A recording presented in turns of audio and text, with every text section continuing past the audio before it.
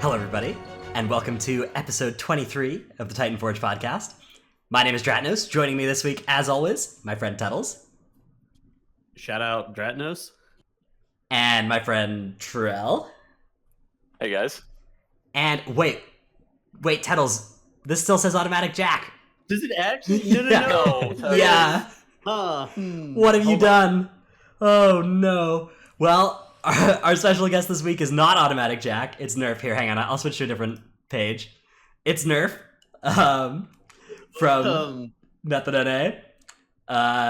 Welcome, Nerf. I upload the wrong one, huh? Shout out to Teddles. Shout out to Tuttles. Thanks for coming, automatic jack. Yeah, thanks for coming back. No worry, no rush, Tuttles. I just with you earlier. I moved Alright, to there a you different go. overlay, so it's gonna be fine. We fix. Okay, I'll go fix that also. Anyways, we're all back from BlizzCon. It's been sorry we missed a week of the show. Depleted, reset the podcast. Love it. This is worse than whenever Sean messes up our stuff on broadcast. This is unfortunate. Whew. How's everybody's week been? Trell, it's been a big week for you, huh? You got Twitch partner. Congratulations. Yeah, it's been a good week for me. I have been farming Mechagon on 4 characters because they didn't make it account wide, and I want to stop playing the game sometimes. So That's fun. That's very fun. and I did get Twitch partner, so I'm excited about that. Very cool. Okay, here. This should work now. Perfect. It says Nerf. Excellent. Nerf, how has your past week been? How has BlizzCon for you? BlizzCon? Oh, BlizzCon was really good. Awesome. Yeah, It's unfortunate we didn't win, but you know. Yeah, second place was not bad though. It was an impressive showing from Method NA, from the boys. Especially like through the run through the upper bracket was really impressive. So congratulations on that. Thank you. Yeah, it was. I think MDI was mostly what we were kind of expecting. We were expecting, the East Cup to not take a match off the West Cup. We were expecting Method EU, Method NA, and Abra to not lose to anybody else. And that all kind of came true.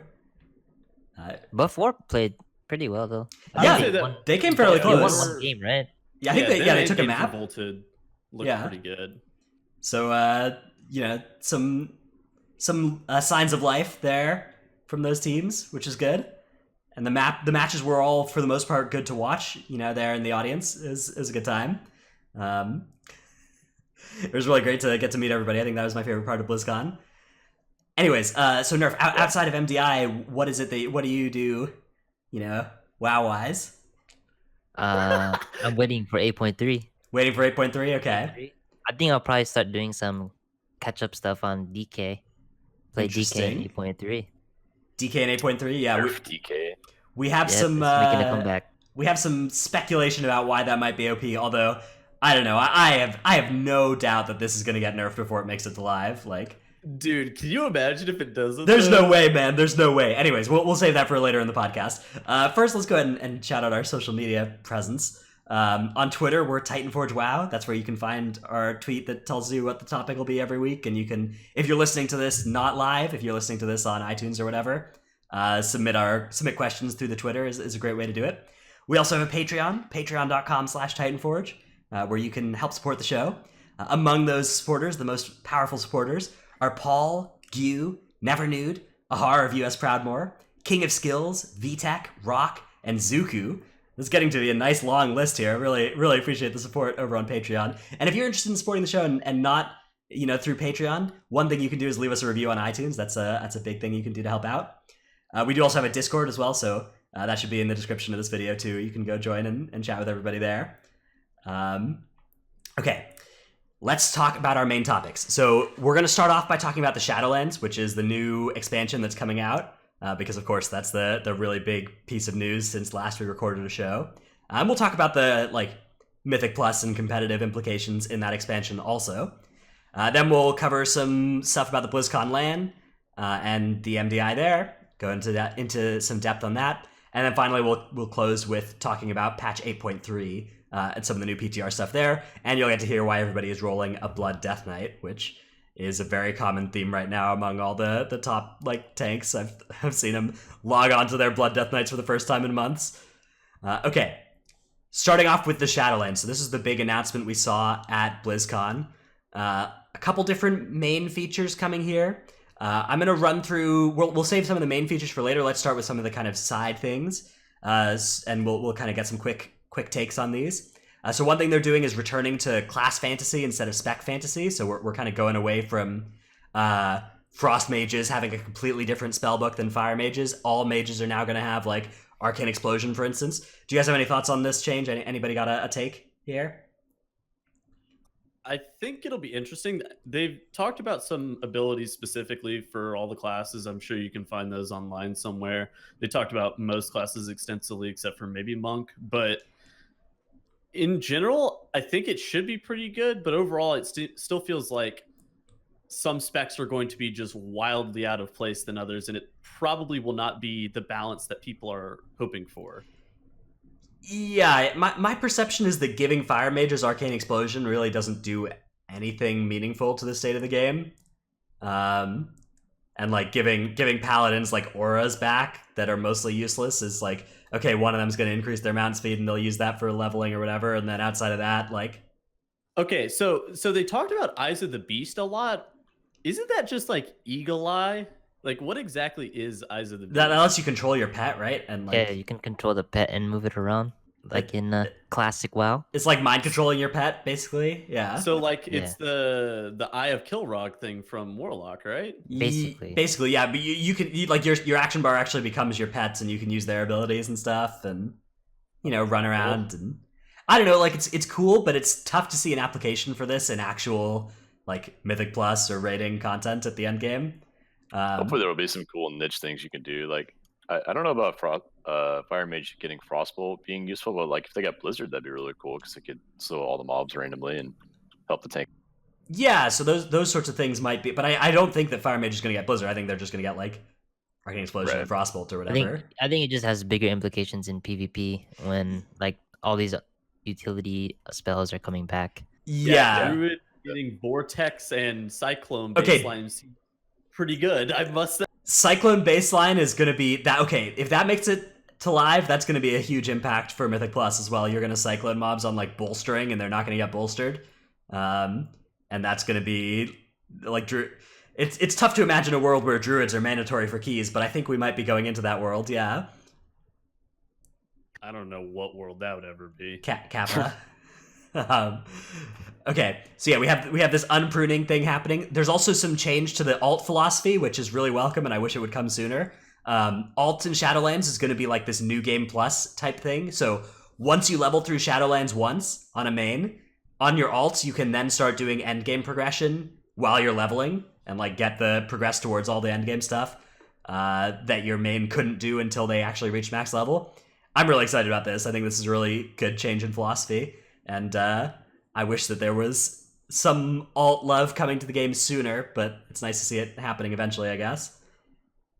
Yeah, they had to have known they're doing that for a while now, right? Why didn't they just do something for 8.3? Yeah. Help alts out or something. Like, yeah. That's probably one of the last major content patches in this expansion. It would have been nice. It's hard to imagine. It's hard to imagine there's any more than 8.3. Like, it's hard to imagine there's an 8.4. So, yeah. Well, just with how the patch cycles have been occurring, right?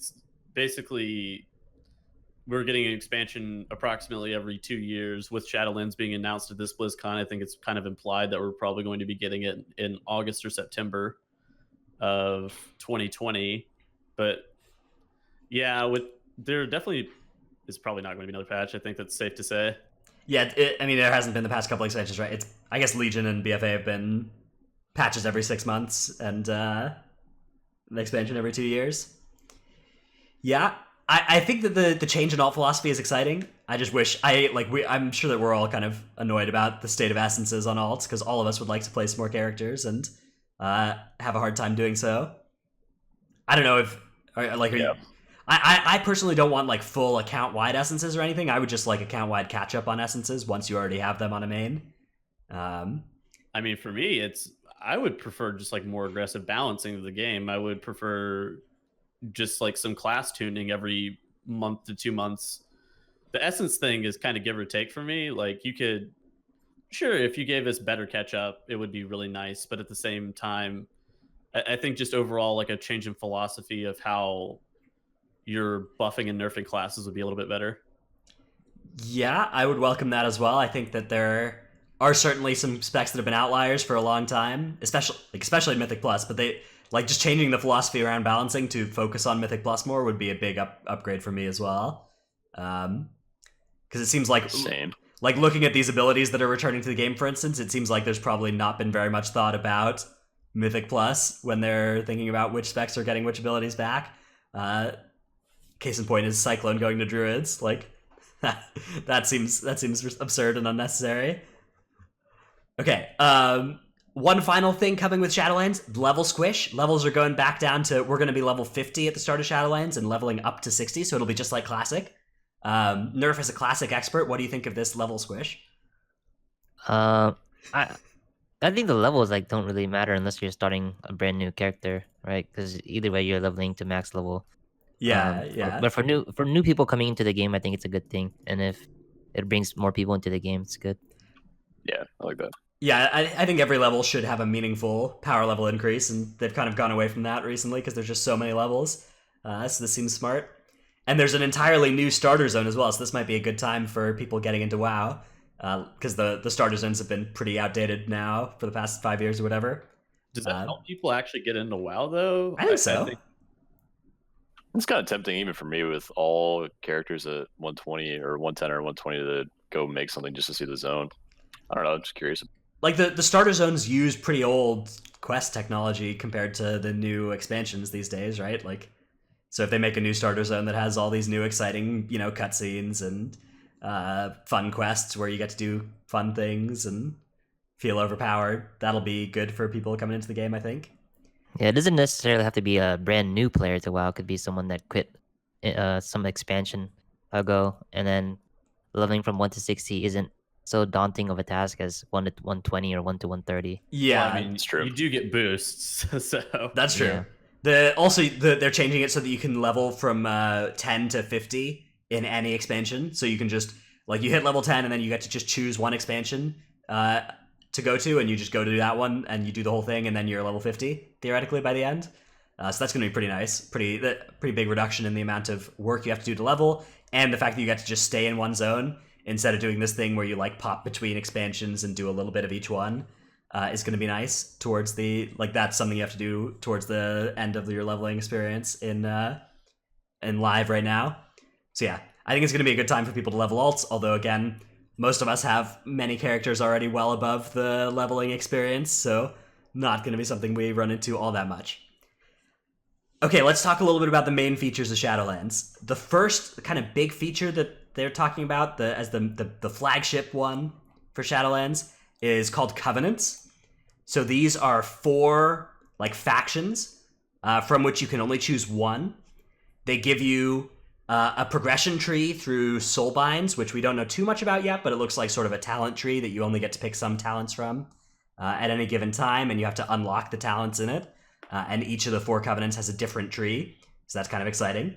But we don't know too much about that yet. Then they also give you a general ability, which is kind of like a Mythic Plus skip ability for most of these covenants. So that's kind of a cool one for Mythic Plus. And they give you class-specific abilities, of which some look really cool, and we haven't seen all of them yet. So this is really exciting for Mythic Plus, although it's a little worrying. I'm a little worried about having a different covenant that's BIS for Mythic Plus and BIS for Raid.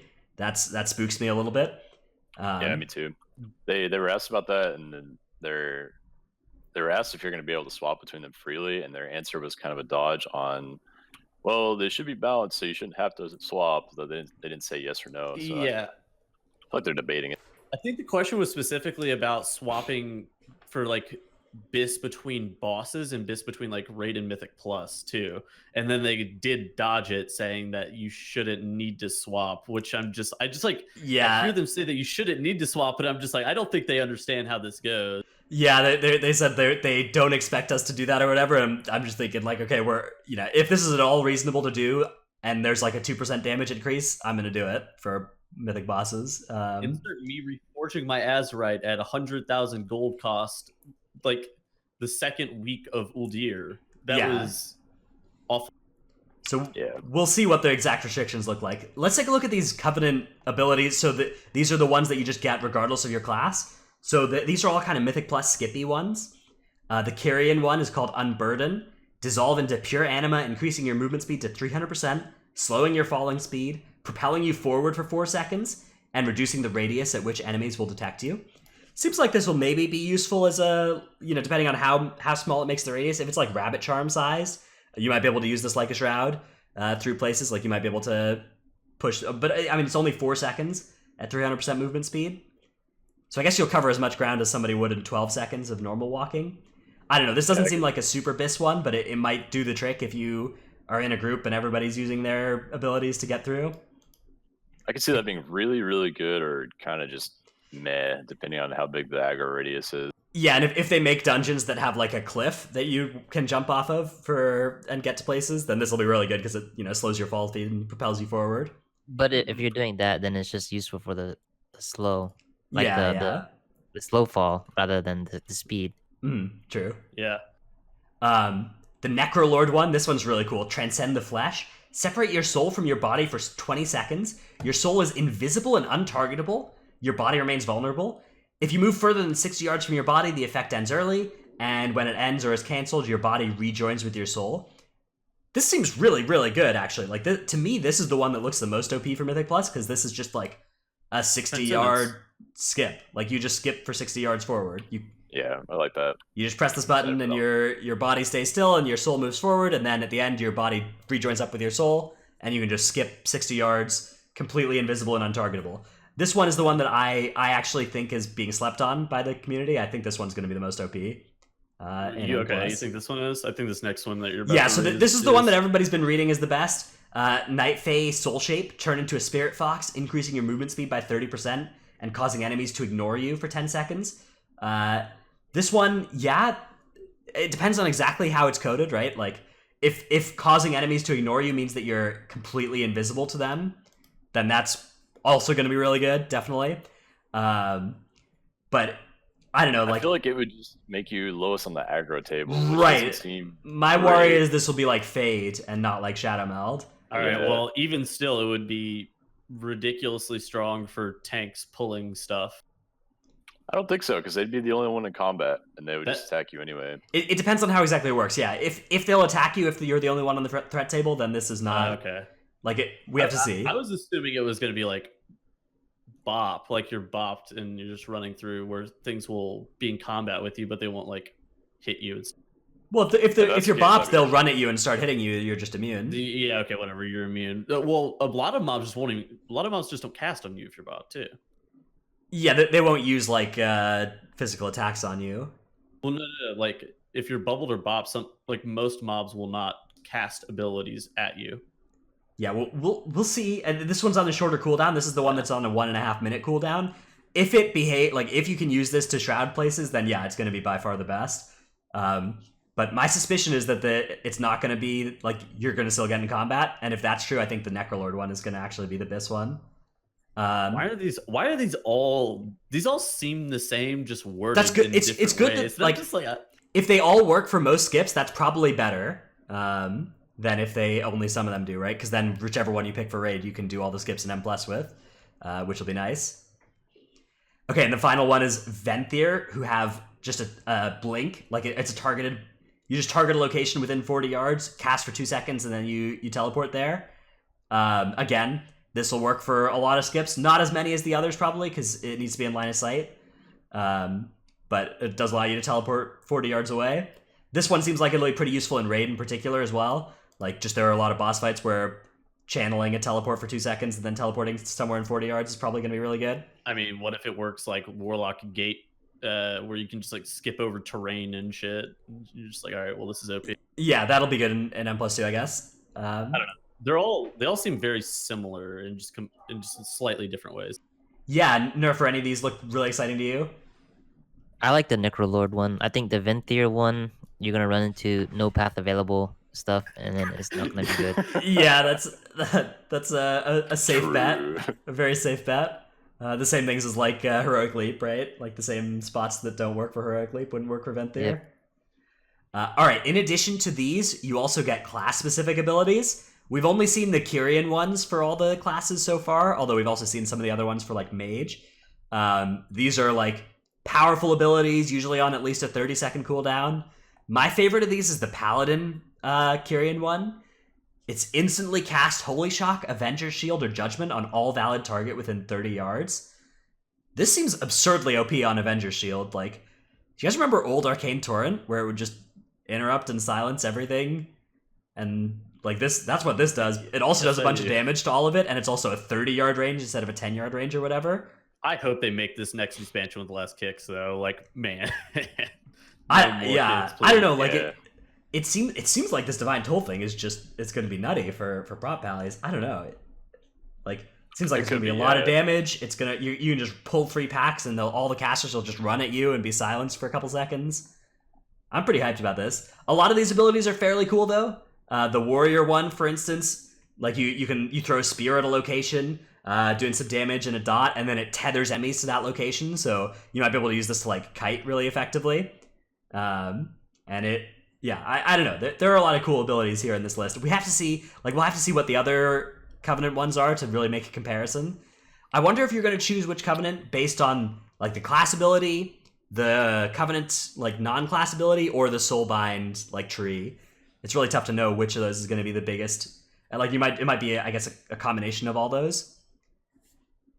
Anyways, I mean, even still, there's going to be some that are niche for certain scenarios that you're going to want to change them. Like, there's no way that they're all like the exact same, and there's no distinction between them, so there's no reason of changing them, right?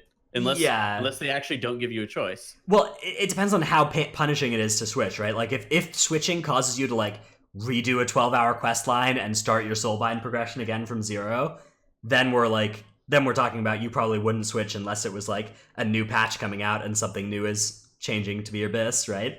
Well, then them like buffing or nerfing them would be really catastrophic, yeah. Awful, yeah. Like what? I don't know. I worry about them landing on a spot where it's reasonable to swap, but I won't do it for each Mythic boss. Like, it's tough to imagine what exactly that cost would be so that it's in the middle of those two incentives. I assumed it was just gonna be like Haku, like the Zandalari troll racial thing where you have to just pick one for like 5 days or whatever. Oh, if it like locked you out from switching for a couple days? That might be a good way to at least stop us from switching between Mythic bosses. I don't know. They could do anything they want. These are all like really preliminary guesses on what they're actually going to end up creating. Very true. And also, I tested the Brewmaster class ability. It was, I can't remember what it's called, but it's the one that it reads like it resets the cooldown on Keg Smash every time you cast it, but all it does actually is resets the cooldown on Keg Smash when you first press. Oh yeah, this is so troll. Ability. So yeah, it's Keg Smash's cooldown is reset instantly, and enemies hit by Keg Smash take 5% increased damage from you for 8 seconds. But Keg Smash's cooldown is longer than 8 seconds, right? Stacking up to 5 times. So yeah, until you get enough haste in the expansion, but like early expansion, Keg Smash's cooldown is longer than 8 seconds. So you just aren't able to actually stack this thing up. To like, it just falls off before you can restack it unless you have enough haste. Yeah, I'm not sure if it was like unintentional that they made it that way. Maybe they just looked at current Keg Smash and were like, "Oh, this might work," and threw it on there. But we'll have to see how that turns out. It at least gives you some mastery and extra damage though over the 30 seconds. Yeah, this doesn't like it. It seems like there's probably another Covenant that has a better monk ability than these, but I don't know. Maybe this might be good for damage if you can actually spam Keg Smash a little more. Okay. So those are Covenants. I don't know, it looks like a reasonably exciting system. It looks kind of fun. It looks like a cool way to do progression. One big thing is that the artifact power grind is going away. So I think we're all kind of happy about that. They're just gonna bring. Yeah, what are they gonna make instead? Well, they're saying Azurite power is going. Anima away, power. There is anima power, but the amount that you need per week is very small. Apparently, you get like a very small amount per week. And that's the maximum that gives you a power level increase. And then after that, it's all towards cosmetics. Anime power. Anime power? Oh, no. Oh, no. It is funny that it'll be AP for a third expansion in a row, though. But I think that it's going to be a really small impact system. Like, I think you're very easily going to get capped on your weekly AP. I am cautious about these Covenants, though, to be fair. Yeah, Optimistic, but also I'm ready for one of these to be super broken in Mythic Plus and for nothing to be done about it for the whole expansion. So it seems like it may end up being something like legendaries without you being able to change them. Maybe. I mean, there are legendaries in this expansion that you can target. You can like choose what legendary slot you want, what effect you want on it, and then in order to get it, you do have to go to Torghast, the Tower of the Damned. Yeah. This is the other major feature of the expansion. The second biggest one that they announced. Nice segue. Thank you. And Torghast is the way that you get the runes you need to forge your new legendaries. Torghast is a 1 to 5 person dungeon that is like procedurally generated, so it changes every time you go into it. There are different levels, so you can progress deeper into it, and it gets harder the higher up you go.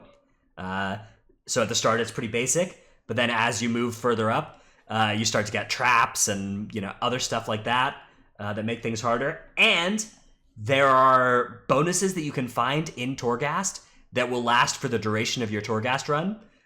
So if you're a shaman, for instance, you might be able to like make your flame shock last forever. Depending on which covenant you join, there are like bonuses for your covenant ability, or there are bonuses that affect like the mobs that are in the dungeon. Like you might be able to make certain enemies in the dungeon explode on death, and then you can pull that on top of, pull a bunch of those small things on top of a hard enemy and kill it, and kill them all, and they'll explode and kill the big thing. So a lot of cool options here. It's inspired by like roguelike games. Games where they're like permadeath games. You go in and you increase your character's power level throughout the run, and then the run's over, and you like next time you do it, you get a completely different experience because you got different abilities. I'm very excited about this ability. I think that the 1 to 5 person is really cool. You'll be able to do this with your friends or by yourself. But I know you guys are a little bit more cautious about this one than I am. Maybe I'm a pessimist, but this is like trash. It's the Withered scenario Yeah. from Legion. No, I liked man. the Withered scenario. The I liked Wither it, but scenario it's- was the same every time. There was no difficulty associated with it. Like this, it's like Mythic Plus in that you can just keep going up levels until it gets hard. Well, I there think was there's good progression, though. potential to it. There's good potential, but I just hope they execute it well. I Yeah. agree with Nerf that like it could be executed poorly. It's always possible that they'll warfront this thing, but And Mythic Island expeditions are also very similar, right? I'm sure, because they're never the same. They're always different. yeah, but those don't have these progression systems where you like get to pick abilities that actually matter for your class. Like the abilities they've shown so far that you choose between as you go up this thing actually look pretty awesome. I don't know, and like I think it looks fun. I just hope it's really, really repeatable, like their marketing throughout the expansion, and not like the Wither scenario where you did it like maybe 6 weeks and then it was done. I think. yeah, this is like I don't know. It seems like they're putting it in an interesting spot where you're gonna get big power level bumps. Like it's not like the items and islands that are like you do 5% increased damage to elementals. Like these are actually mostly very interesting and powerful abilities that the anima gives you, and they combine in interesting ways. Okay, Uh, so for me, it's like how quickly does it lose its luster, and like just because because it's never the same, what exactly does that mean?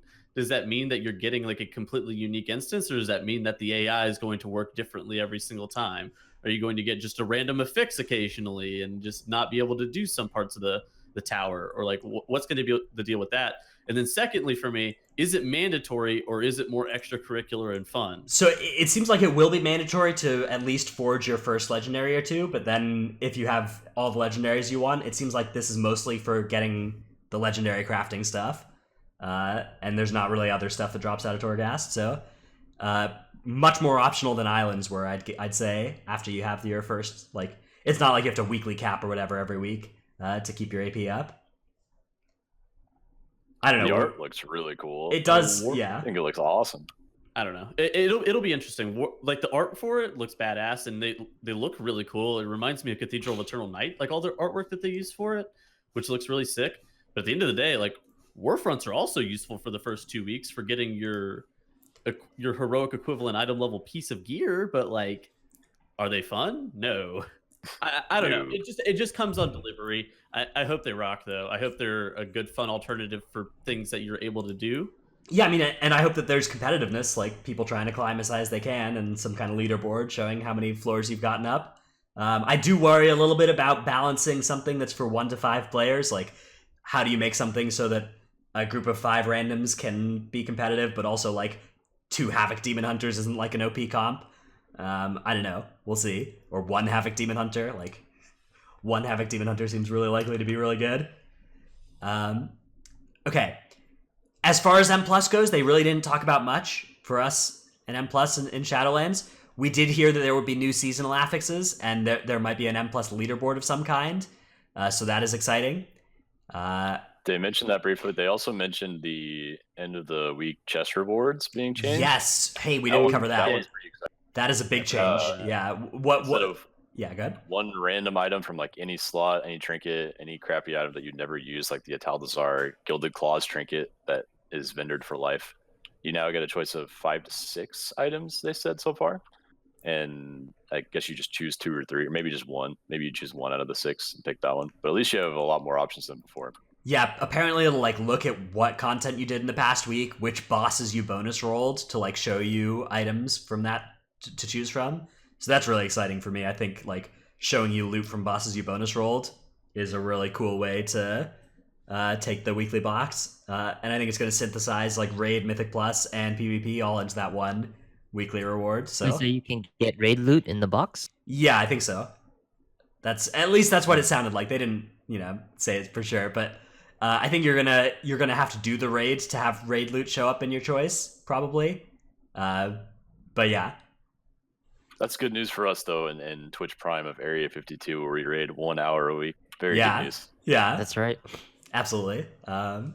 Twitch Prime Area 52 going to be big next expansion. Absolutely. Okay, let's move on to talking about the BlizzCon LAN. But first, we have a new segment that we're trying out. This was suggested on Discord by somebody. I forgot to write down who suggested it, but thank you to whoever it was. It's not that I forgot. It's really Tettles forgot to appropriately credit you. So this is our new segment. It's called Tip of the Week. We're going to each share a tip that we have for either this or next week, or just kind of a general tip of any kind, really, for your World of Warcraft experience.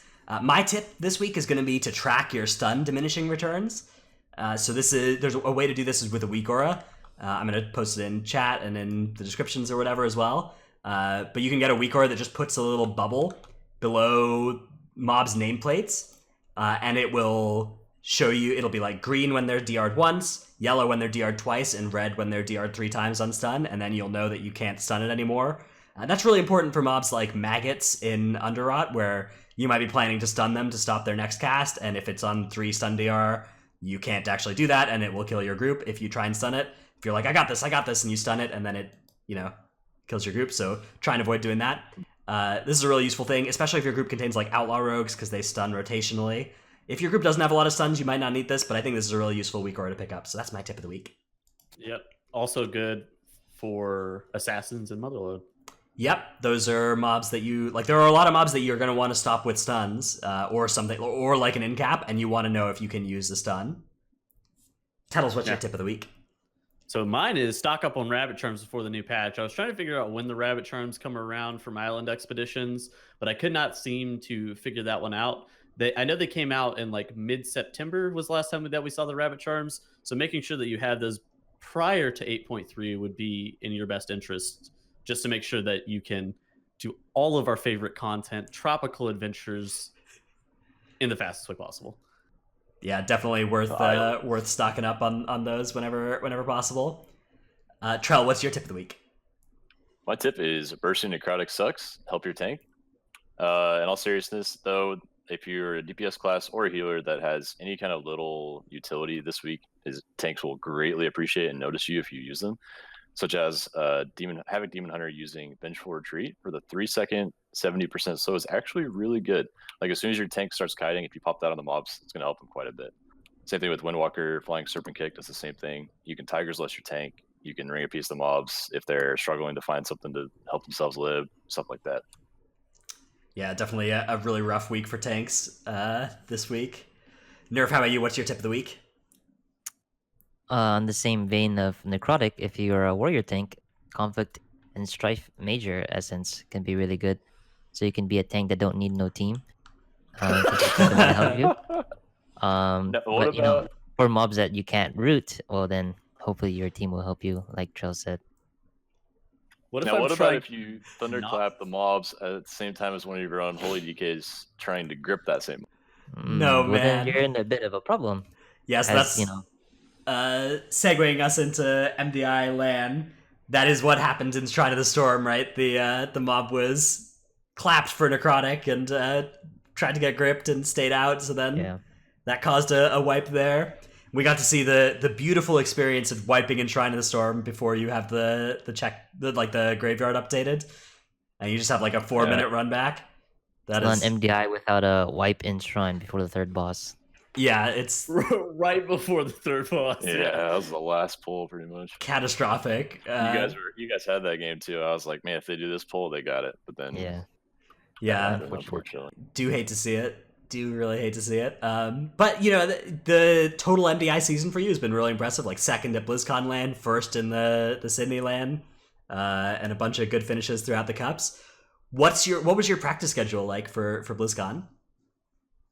So they gave the key information like about 2 weeks before they flew us out. So they flew us out the Sunday before BlizzCon. So 2 weeks before that we got like the bracket and everything. the bracket and like what keys and affixes are gonna be for each dungeon. So we practice usually from like 2 in the afternoon to maybe like midnight or close there, with a couple breaks in between. I always have to fight for the dinner breaks.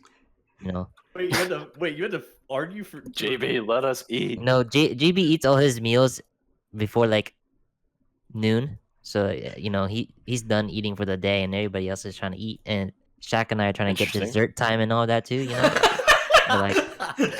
but that never happens. oh, Well, we get our dinner break. But yeah, we practice maybe like 10 hours a day. Closer to BlizzCon, we started around like noon, so we got an extra 2 hours for a couple of days. yeah. I wanted to ask you, what do they allow you to have on those computers? Did you have your entire UI that you have at home and your hardware as well, or would you have those different? Yeah, you get your entire UI as long as you sent them the folder. They lock down the computers at LAN, so like you can't really get anything off the internet or stuff like that, or download your drivers. So you have to tell them what hardware you're bringing, so they make sure they have the drivers on the computers for you. But yeah, we bring all of our own hardware. The only thing you don't use is like your own headset, except you use your own headset in the practice area. Oh, so you brought a monitor and No, computer as no, well? just peripherals, just peripheral. Come on, Okay. Trell. I was just asking. You He had know, to pack up his own monitor. That would be hilarious. You think we how would- are the Yeah. Good. how are the practice areas after it all like shaped out? I thought the practice area was okay. Some people had a problem with like I guess the temperature they had the practice area in because it was really cold, and then I guess it was kind of loud with other teams practicing there, so you don't have like your own room. It's just segmented with like curtains and stuff. So there's a team right in front of you and a team right behind you playing. Dude, the whole BlizzCon was actually, it was pretty cold. It was like if you packed no sweater or whatever to go to Southern California for BlizzCon, you were in for a rough time in the BlizzCon hall. They kept it really nice and cold in there, which makes sense because you don't want a bunch of people who are sweating in there. That would be not pleasant. yeah, I ended up with 2 T-shirts on during the first day, and I was kind of grateful because it was so cold. Yeah. Nerf, what from the BlizzCon map pool? Did you have a favorite or least favorite dungeon from the ones there? My favorite has to be Freehold with Teaming Reaping. It's like almost no affixes. Yeah. We did the You They just did like the doing dungeon a in, lot like- of damage. in like 5 pulls. Yeah, doing a lot of damage. Yeah, the Um, sub the, 12-minute freehold. Nerf links me an overall DPS of himself doing 85k, I think, overall That's on a right. Pot Warrior in a dungeon. That's It's quite a bit. That is an impressive amount of damn. Yeah. Yeah, I think our best in Freehold was like 11:20 or something. Oh in my god. practice. Yeah, that's fast. That is ridiculous. Almost Mob Souls esque. Yeah. Did you have a least And then- favorite dungeon from the pool? King's Rest by far. Ah, yes. I Always. think King's Rest is just poorly tuned. Everything else is okay. Just the trash mobs in King's Rest are awful. The layout of King's Rest is awful. Did Not you only s- that, but one practice run takes like double the amount of time of another dungeon, right? Still, Yep. Yep. that was my thing about it. It almost feels like I'm Really? doing a live key when I'm playing King's Rest level 18. I mean, you may actually be doing. You may as well be doing a live key whenever you're playing KR18. Did you see Method U? They pulled the whole room, the whole The whole Golden first Circuit room? almost. Yeah. Yeah. Mad lads. Do you think that was like doable going into that, or were you The just thing a is, little bit more? we like King's Rest. As long as we won and stayed in upper bracket, we weren't going to be playing a lot except for that one game. So Yeah, like in King's Rest, we don't really want to put too much time into it. Like the whole room, in the beginning, it was like a coin flip for us almost. We tried it a couple of times and we didn't find it consistent enough to pull it out in a tournament setting. I think that's a really good point. A lot of times people will see teams not do certain polls and be like, "Oh, they just can't do it." But in reality, it's because they know how long it will take to practice and learn the poll to the point of it being really consistent and doable in a tournament setting. And sometimes it's just not worth to put in the time. Like Nerf said, they weren't going to play that map in the grand finals. There's no point in putting that much of their practice time into. Yeah, there's a a trade off. You have a limited amount of hours per day to practice something, and if you're spending it on that, you're not spending it on whatever else you could be doing. All right, Nerf, why don't we talk a little bit about tanks on live?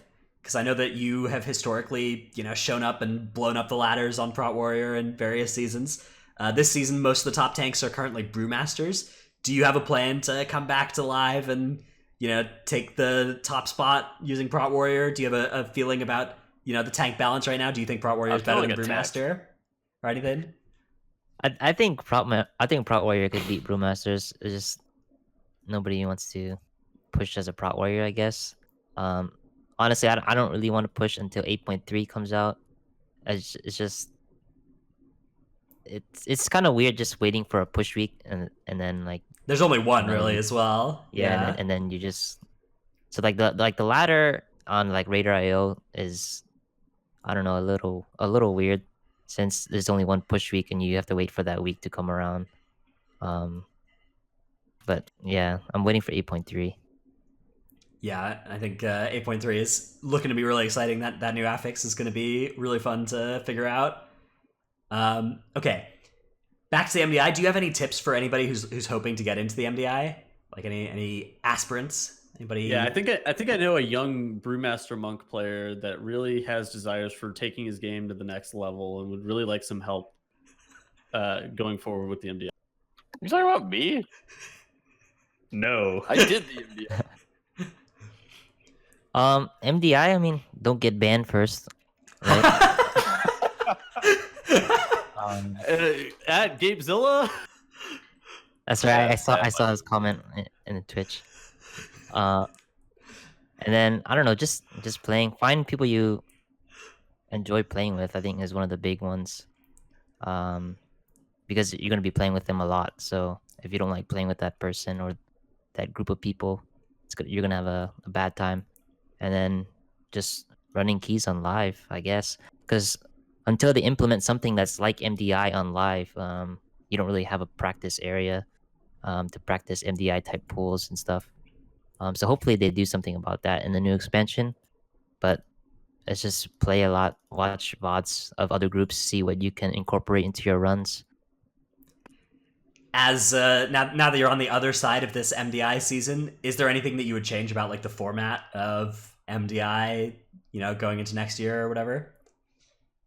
I know a lot of people don't like the how much practice time you get for like time trials and cups. I would like to see cup dungeons like reduced. So cups were typically all of the dungeons aside from temple, since that was removed because they can't fix the bug, and then time trials was like 3 dungeons. So if they flip that, I think that would be good. Like you get more time to practice like a bunch of dungeons on time trials because they give you like 5 days, and then cups just reduce the amount of dungeons. I think would be helpful.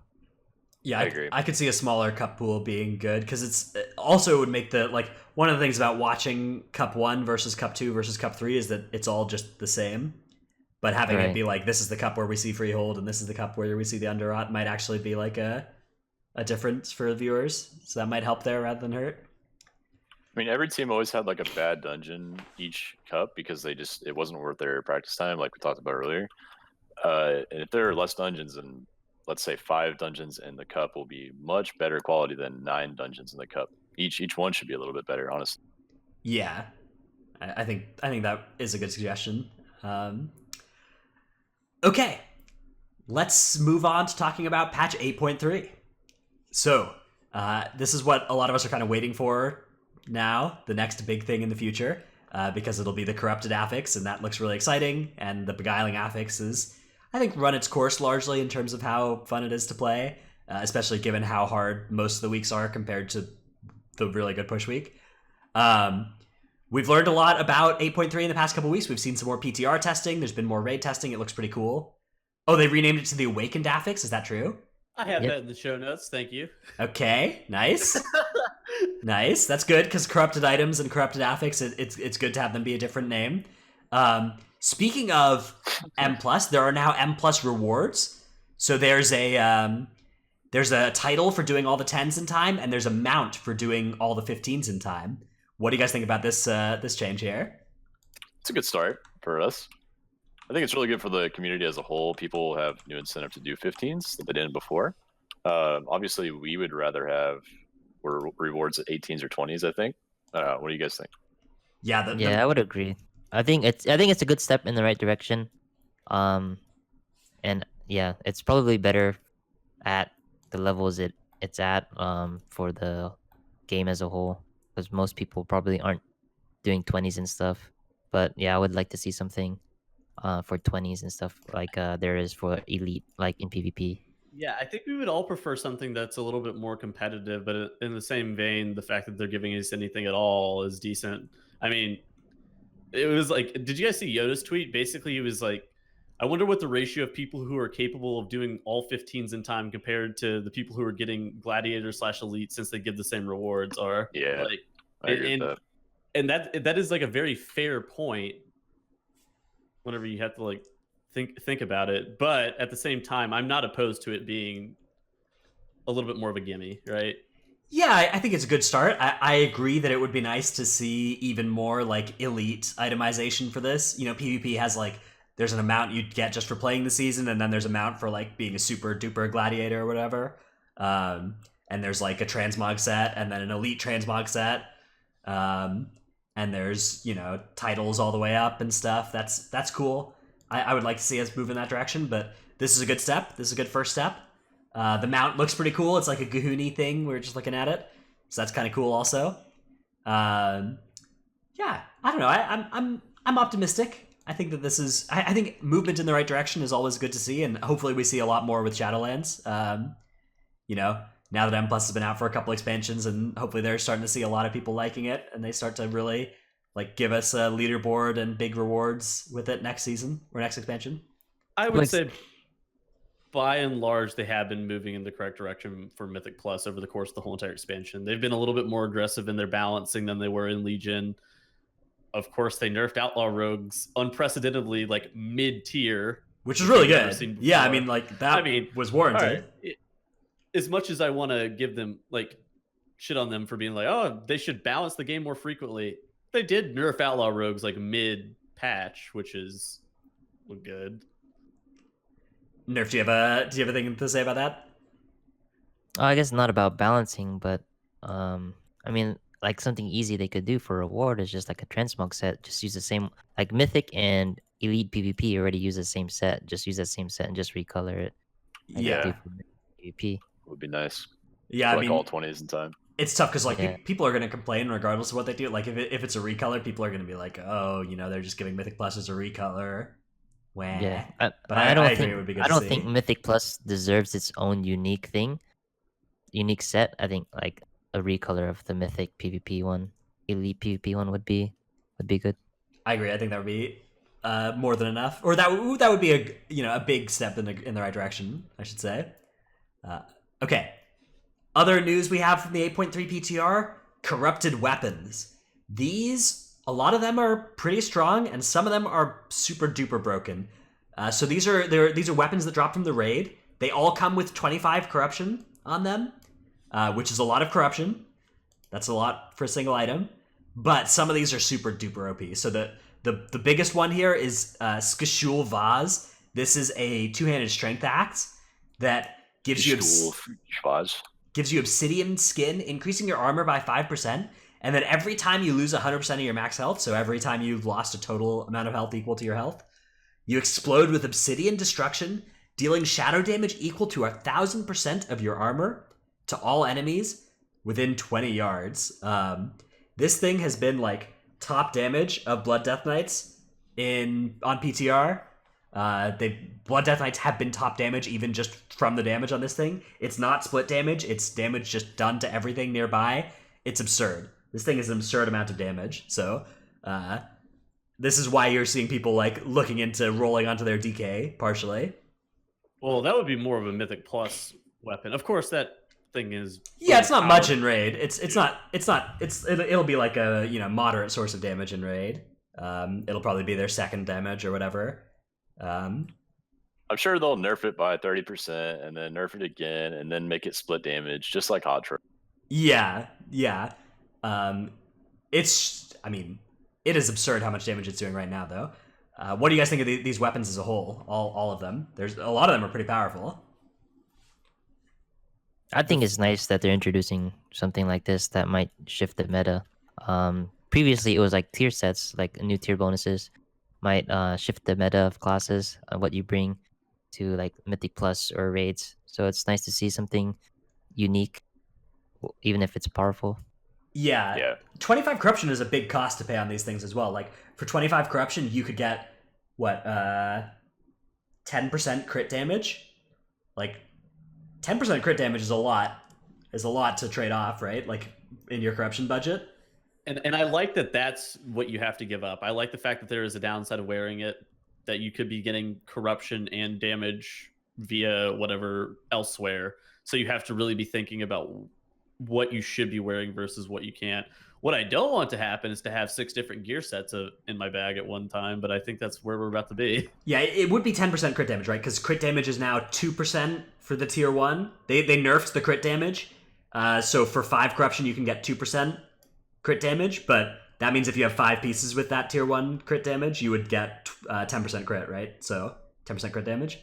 So this is, like, the 25 corruption on these weapons has to be weighed against that, theoretically, for once you have a full BIS setup. And I think that most of these effects are going to be worse than 10% crit damage, except for the Blood Death Knight thing right now. However, they are pretty powerful. The Hunter one is kind of interesting. It says your auto shots reduce the remaining cooldown of a random Hunter ability by 1 second. This one's going to lead to those Hunters just not using their defensives because they don't want those to be on cooldown. And they only want their True Shot or whatever to get reduced, or their Bestial Wrath. Dude, I would scream if that was like... If a Hunter was intentionally not using their defensive just to do more damage, that would actually agitate the shit out of me. They're definitely, like, they're gonna... Even if they do use their defensives, they're gonna feel bad about it. They're gonna feel bad about hitting Exhilaration or whatever. Yeah. There's some other good stuff in there, too. Like, there's the Agility 2-hander that heals you for 2% of your health and deals 2% of your health and damage to your target, I think, every time you auto attack. Yeah. That's pretty cool as well. Yeah, that's going to be good for... That's like Brewmasters can wear this, right?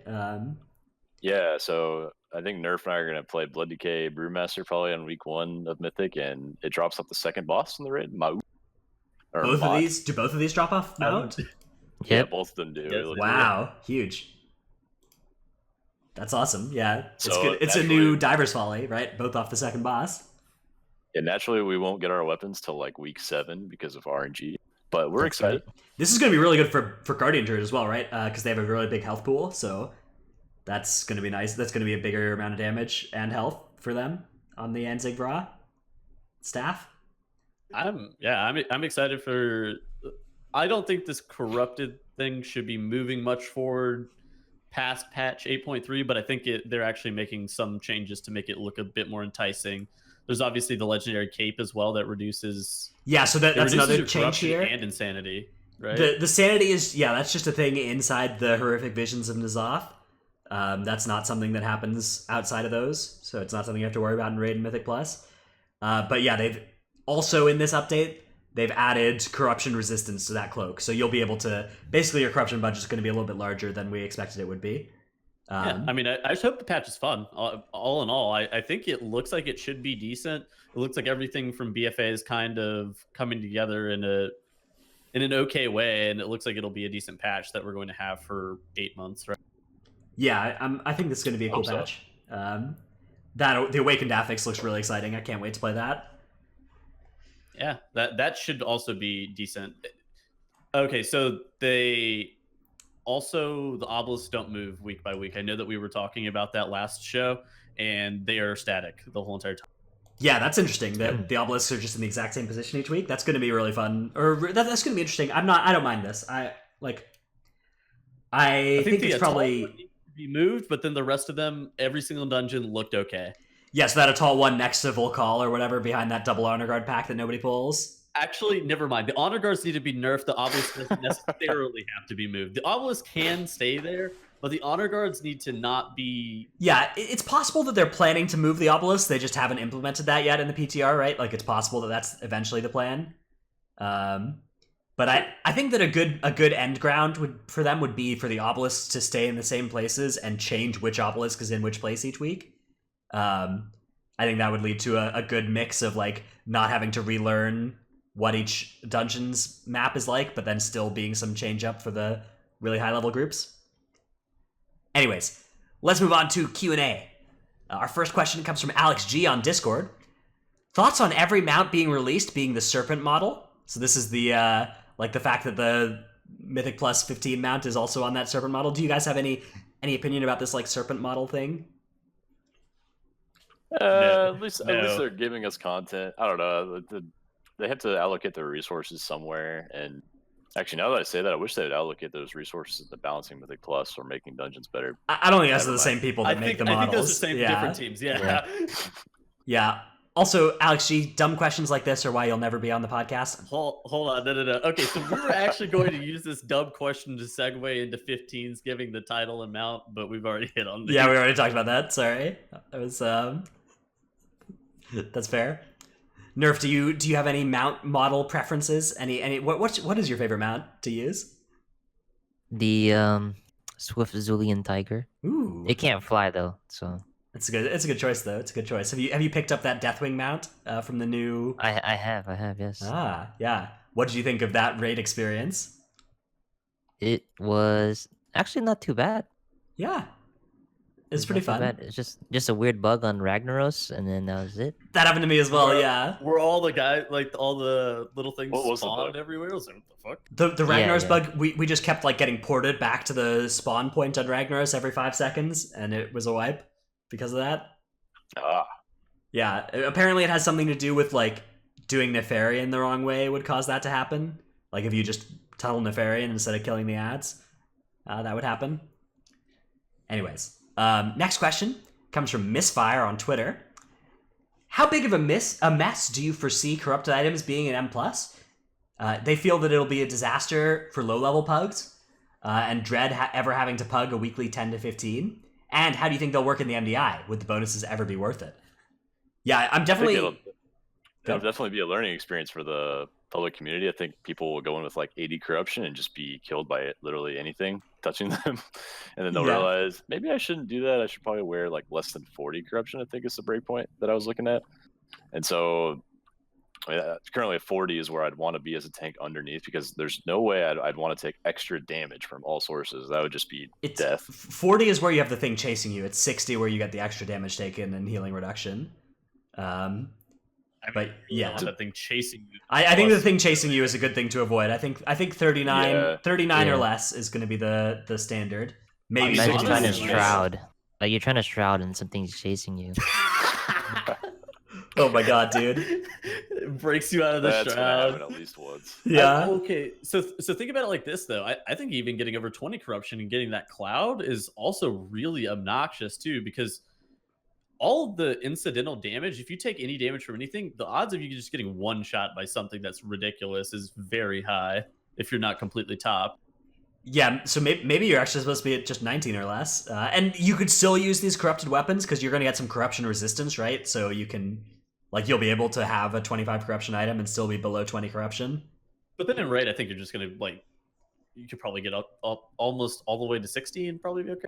Yeah, the thing chasing you might still be a problem. Depending on how much damage it does when it connects, but You don't get one shot, but you very rarely get one shot by mechanics that are non-avoidable in raid. I don't know. I could see it like on depending on what the end boss fights are like. I could see the later mythic fights really not Like- wanting you to take random chunks of 70% of your health. Like Zakul, like Manic. Yeah, or even if you just have just a bunch of stacks of Hysteria, like you're probably not topped, and like Ajara, Yeah, I don't know. taking a huge hit. Taking more damage from corrupted gear always seems like a mistake, but then do we think that the downsides of the corrupted gear is too, like the things that they're doing are too out of place by making you take damage? No, Or that's do you awesome. think that's I'm like not an sure yet. appropriate punishment? I think it's I'm really not sure cool. until I test it. Yeah, I can't wait to play with these. I don't know yet. That's really cool. Hmm. All right, Cat Gay on Discord asks, "What do you think about the upcoming rewards for 10s and 15s? Should the levels be higher or lower? Maybe some more prestigious reward for 20s." Okay, so we talked about this a little Oh bit. crap! We talked about that one too. Yeah. I think that higher level rewards would be cool. I definitely don't think that lower level rewards would. I think 10 is the lowest they should go for rewarding, cosmetics, unless they want to reward like an aspirant gear set like PvP has for lower than 10s. Yeah, I don't know. I would. 10 is too low. I think 10 is so. You could I mean, it's 3 mana 10. all 10s in time. player. Like there's and people who there are a lot of people who don't do much Mythic Plus or who don't do Mythic Plus the way we do. And I think giving them some incentive to, do all the dungeons or whatever is cool too. What do you think about sales? Yeah, I mean, like the 15 sales are going to be really spiking in demand this coming patch, right, for that mount. So that might be good for us. We might be able to make some gold. I would like to see 20 rewards also at some point, but I can wait till next expansion for that. That's fine. I want the leaderboard. I don't know. Yeah, at the end of the day, it's the What's up glory, with right? that? I don't care about the transmog. I care about the glory and the leaderboards or whatever. And the Shout out thing Dratnos, rank 1 rogue in A of season 1. that's not even Forever true. I ranking don't up. think. All right, he was ranked top 10 rogue. Of I season was 1. definitely top 10 in an A. Yeah, season 1. Season 2, we had the best run. Actually, me and Nerf here had the best run in season 2. That 26 Toldagor in That's right. 29 minutes. That was Did you pay him for that? Yep. In gold only, of course. toxic. Hold on. Toxic. Okay. Final question comes from Twitch chat from Kalsarog at Nerf Tank TV. Were you sad Kahoonies didn't make a comeback at BlizzCon? No. What is that? What do you not miss about Infested? It's not. I don't miss anything about it. It's just it would have just been shadow melded anyway. That's true. Yeah, Shadow Meld against Infested is something we didn't really like. We didn't really play a lot of Shadow Melds against Infested because there wasn't an MDI at the time, but it would be very OP against that also, right? You would just CC all the infested stuff and then I meld think at the they end need of the to pull. delete shadow meld. Delete shadow meld. Yeah. I agree. Do you guys think? or at least just ban it for MDI.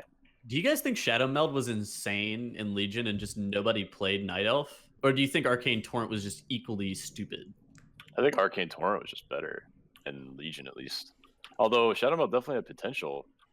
Like if people would have used Shadow Meld for bolstering keys in MDI and Legion, I think that probably would have been better. Yeah, I could In see. some cases. I could see Meld being having been. Meld was probably better than we played it in Legion, right?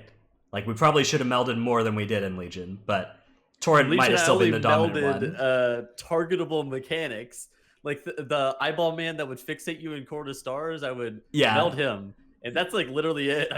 I don't think I use it like anywhere realistically, but looking back on it, it was like, man, that was kind of an insane ability that we underutilized. Yeah, so I think Meld was. I mean, Torrent was really OP though too. Like especially the way that Legion dungeons worked, where you just like AoE pull Torrent. That was really good. So, and Torrent made it possible. Although maybe if we could go back now, we'd be able to do it without Torrent with just the BFA skills that we People all are have. way better Yeah, right now. Holy shit, people are so much better now. Like, yeah. I don't know. Okay. Anybody got any final words here before we close out this week's show? And anything we missed to talk about that you've wanted to say? I got my Nerf delete Toldagor sign on stream at BlizzCon. Yeah. I'm really excited. Hopefully they delete that dungeon the next. Yeah, in the next expansion, it'll be gone. That would be exciting. All right. That's going to do it for us this week. We'll be back next week for another episode of the Titanforge podcast. Thanks, everybody, for watching. Bye.